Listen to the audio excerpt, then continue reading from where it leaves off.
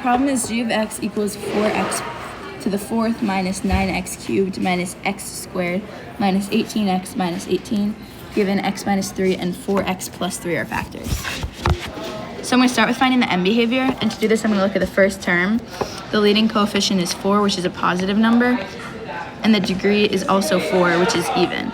So it's going to be as x approaches infinity, g of x approaches infinity. And as x approaches negative infinity, g of x is also going to approach infinity.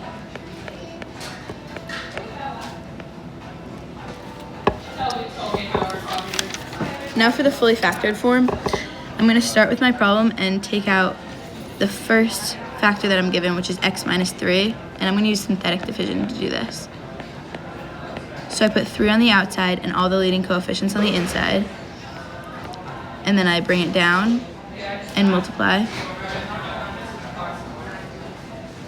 and subtract, add. I add the two. And then I multiply again to get 9, and then I add again.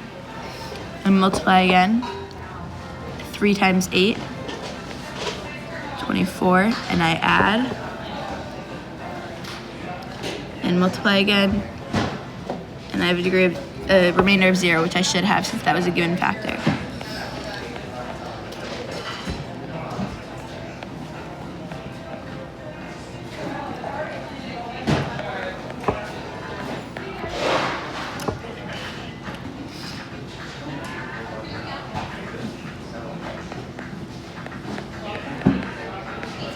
So now this is what I'm left with, but I can still factor this further.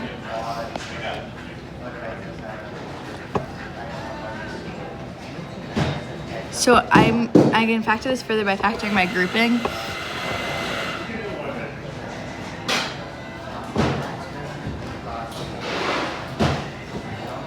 So the first thing I do is I'm going to take an x squared out of the first set of terms, which is going to leave me with 4x plus 3. And then for the second set of terms, I'm going to take out a 2, which is going to leave me with 4x plus 3.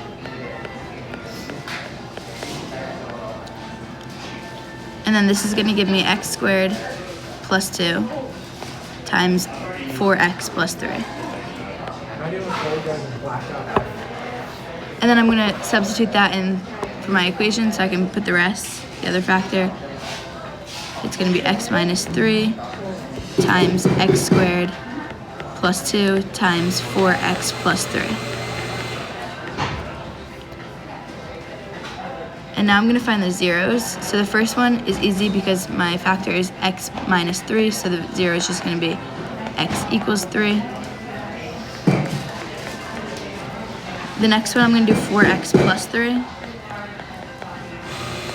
equals 0, and I subtract 3 from both sides, divide 4 from both sides, and I end up with x equals negative 3/4.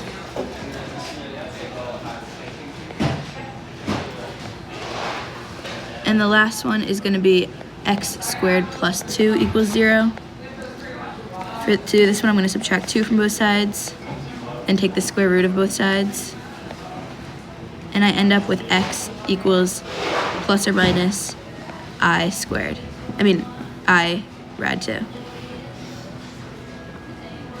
Next I'm going to find, so it's rad 2I and negative rad 2I. Next I'm going to find all the intercepts so I can use my 2 real zeros that I found. So it's going to be 3, 0 as my first x-intercept, and then negative 3/4, 0 for my second x-intercept. For my y-intercept, I'm just going to go to the original problem and substitute 0 in for all the x's.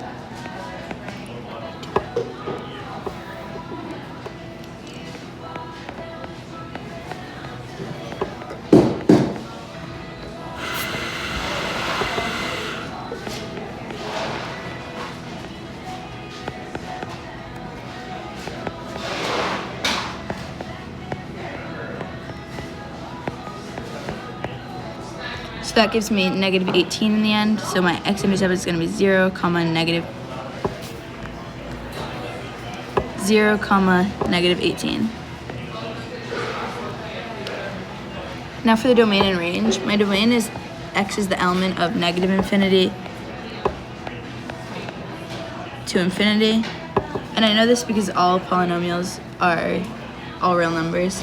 In the range, there's not enough information because my n behavior had them going the same way, so I don't know what the range is going to be. And to graph this, I'm going to start with putting my intercepts on, all of my x-intercepts, and all of my y-intercepts.